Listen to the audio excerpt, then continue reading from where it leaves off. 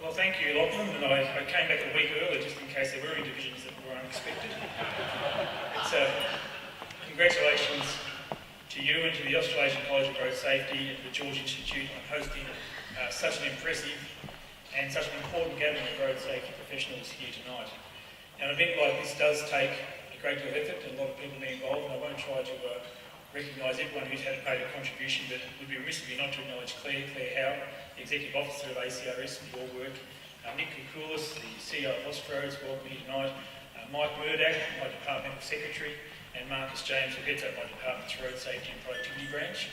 I also need to acknowledge a great friend of mine, a fellow I met a couple of years ago, a very passionate advocate for road safety, who called us all together tonight for his birthday. Peter Fraser, where are you, Peter?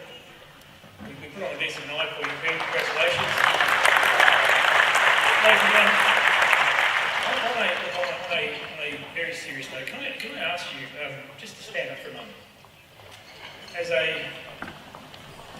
a mark of respect, for the 1,292 people who have died on Australian roads in the past 12 months, and the many thousands of people, can you join with me just for a moment's silence and quiet reflection?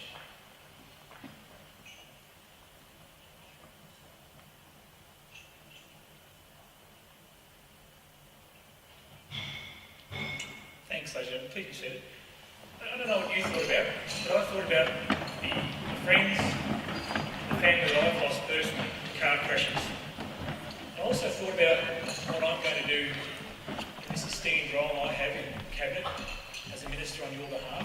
What I'm going to do to make a difference. What I've done to make a difference today, what I'm going to do to make a difference tomorrow, what I can do to make a difference next week when Parliament resumes, next year and beyond. Now, I entered politics in the first case to try and make a difference. Just as many of you chose to work in road safety because you want to make a difference as well. In this room tonight, I would argue we have the people with the energy, the expertise, the passion, but most importantly, the opportunity to work together to make a difference. Ladies and gentlemen, we shouldn't shy away from the fact that we have a problem. Road trauma is increasing in many parts of Australia, and we don't really know why. I know we've all got some ideas, but I think if we're really honest with each other, we don't really know why it's happening. Our shared challenge, I believe, is to find out why and decide what we can do about it in the short term, in the medium term, and the longer term. We have a public health crisis, which is claiming more than 1,200 lives and seriously injuring tens of thousands of Australians every year. It's costing the community in the order of $30 billion and unimaginable suffering through grief and a lifetime of regrets. The impact this has on our first responders, the ambulance officers, the police, the fire brigade, the state emergency services is simply impossible for us to measure. There was a 10.3% increase in road deaths over the past 12 months. And I hate saying that, 10.3%. It sounds so cold, analytical. That means, compared to previous years, another 120 people won't home for Christmas this year. But hardly anyone noticed it, in the community or in the mainstream media. And personally, it worries me that we've almost become accepting of deaths and serious injuries as a price that we all have to pay for a modern transport system. And after decades of consistent improvements in road safety and reductions in road trauma, due in many parts to some of the people in this room, but after decades of improvements, the past 2 years has presented some alarming figures. After being amongst the world leaders, if there were Olympic Games for road safety in 2016, I'm sorry to say that Australia wouldn't win a medal. The latest data should serve as a call to action for all of us.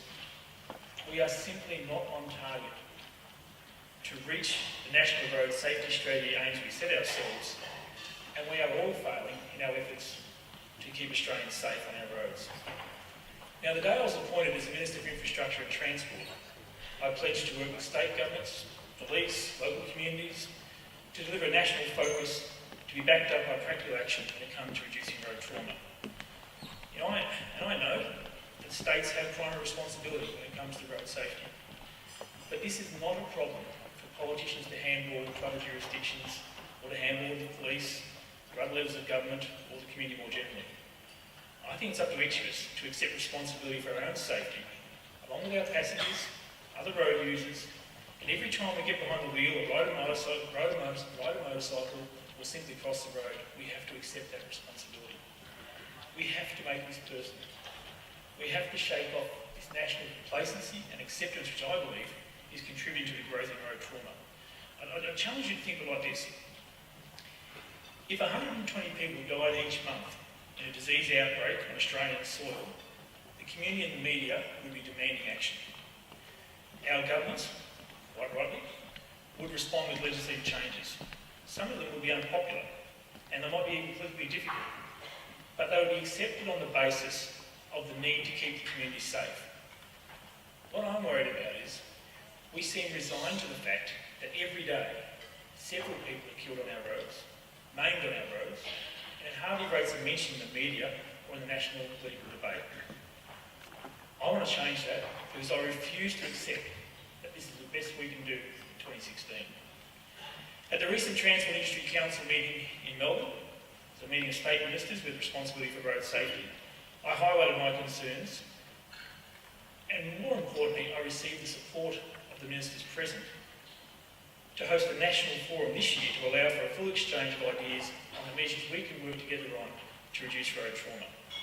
That forum will be held in Perth in November and will follow what I believe is perhaps an even more important meeting next month, where various departmental heads, including Mike from my department, Mike Murdoch, will meet to bring together the actions we can all take at different levels of government and the wider community. We need to bring together the best and brightest minds on road trauma and implement their ideas on a national basis, just as you're doing this week.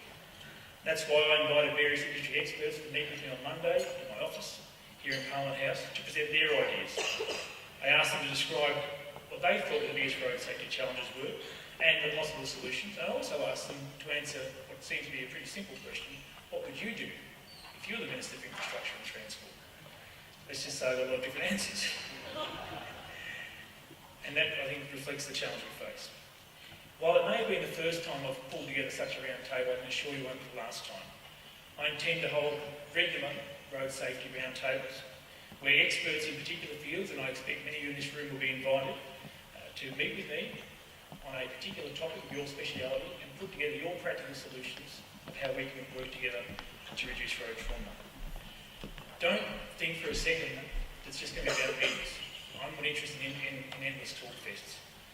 Too many people are dying and being maimed every day on our roads for me to simply stand here and talk about road safety. I want to see some action and I want to make a difference. Ladies and gentlemen, you might have guessed by now that I'm pretty passionate about road safety. A radio reporter once asked me why. I think she was actually trying to get me to cry about some friends and family I've lost, but I said to her, well, there are many issues in the infrastructure and transport portfolio, and she wanted to know why I was singling out road safety as the biggest issue I wanted to concentrate on in my early days in the role. And she wanted to know if it was personal. And I replied quite simply, you don't get to 48 years of age in Australia without loving someone who's died in a road crash, or been killed in a road crash, or been injured in a road crash. We've all been touched by road trauma. We've all lost friends or family members in crashes that could have been avoided. And you'll note that I don't use the word accidents or crashes that could have been avoided. So as much as I'm passionate about the issue, I'm also very much a realist. I'm not standing here tonight expecting any of you to come forward with a silver bullet or a single measure that will solve the problem, because we all understand there's often a combination of factors which lead to each of these serious crashes. But we do need to continue our research. We need to share the data widely and take decisions. And some of them may be unpopular, but they'll be necessary in the interest of community safety. It's not as if the proven safety measures of years gone by, such as compulsory wearing of seatbelts, or blood alcohol testing, or speed limits, were wildly popular when they were first introduced. But they were introduced, and there have been reforms that have saved lives, and we should be thankful for our predecessors who had the courage of their convictions to see the national debate or the state debate through at the appropriate time. Now, our research tells us that safer drivers and safer cars on safer roads will save lives and reduce serious injuries in the future. We're all familiar with this safe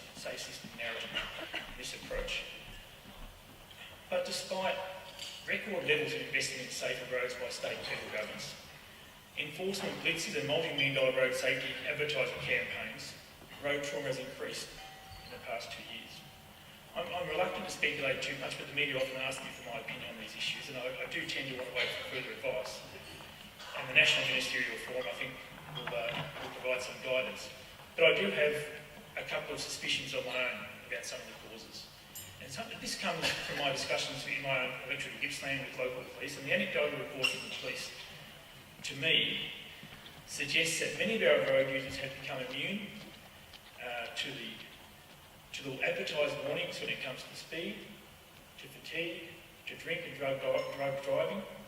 They also tell me that driver distraction is playing an increasing role in crashes, particularly in regional areas.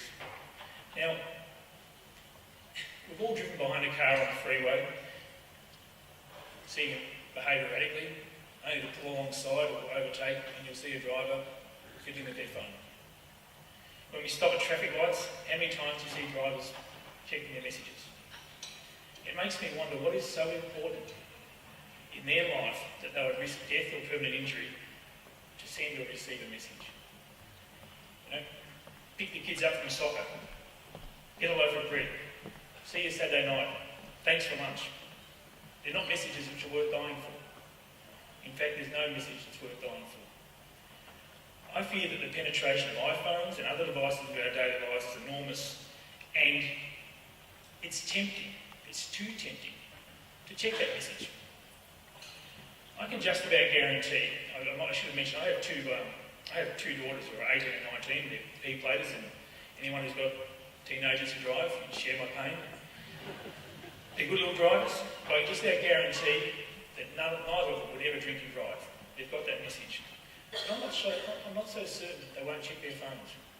I'm not so certain when they drive around the corner from home they don't get out the glove box after I put it in there. And I'm not so certain they wouldn't check their phones just because they might miss out on something. Now, I'm not saying that's the cause of the last couple of years, but something I think we need to do more research on to get a better understanding of. I think we need to keep assessing our research and implement campaigns across state borders that are proven to work.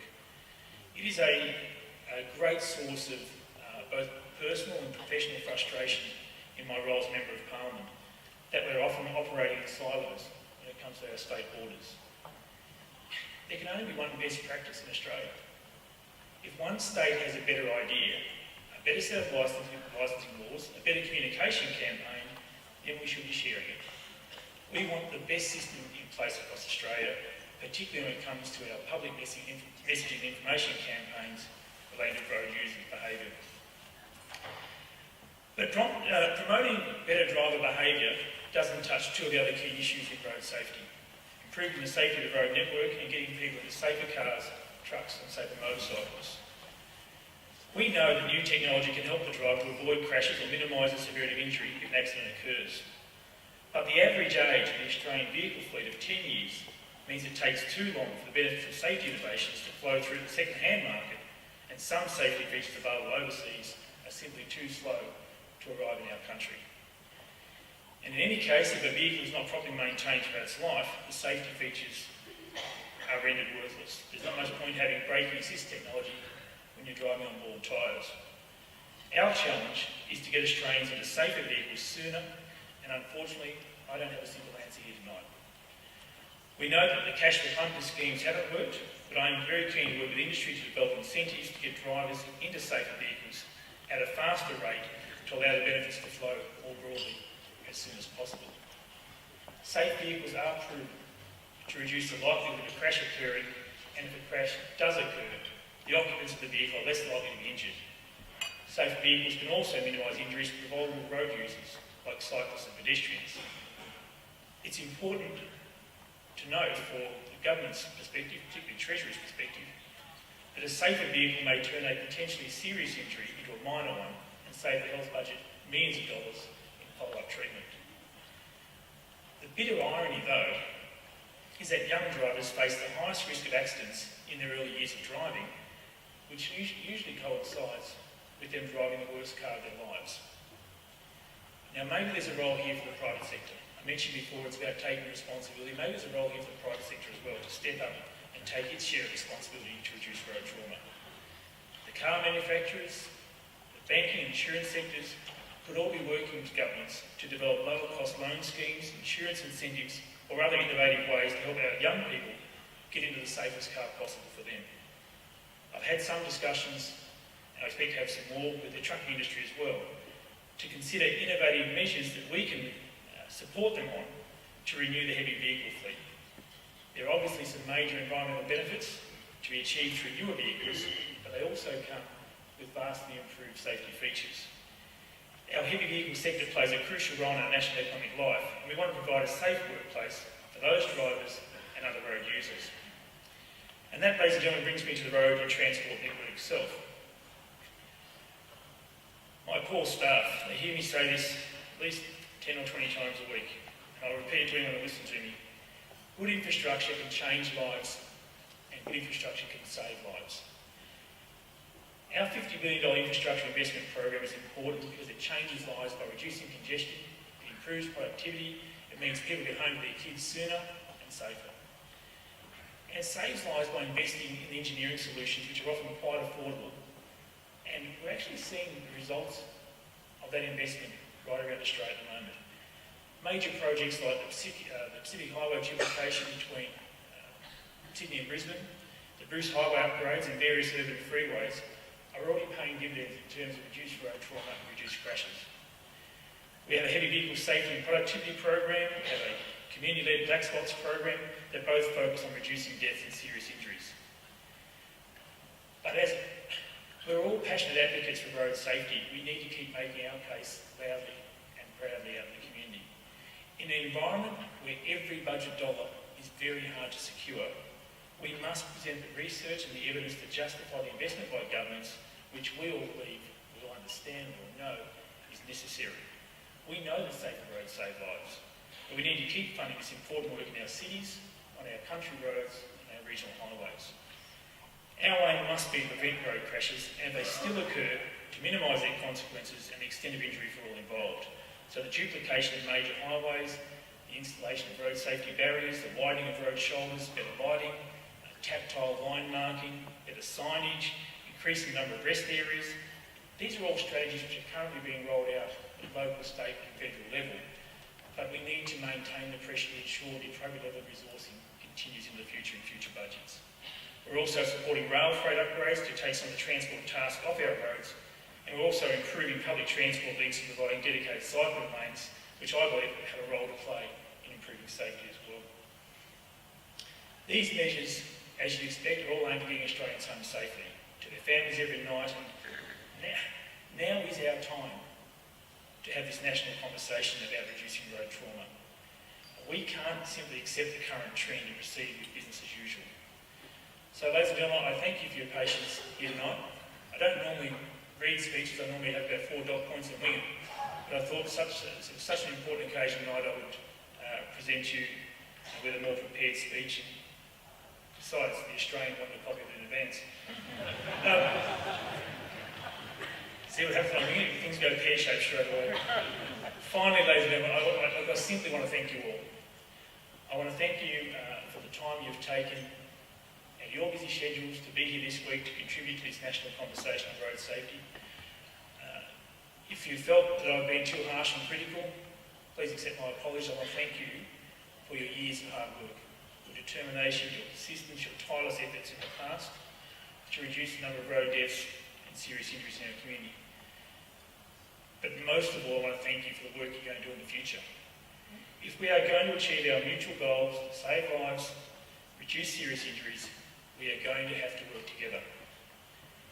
It's important work, ladies and gentlemen, and you'll be making a difference. Thank you very much.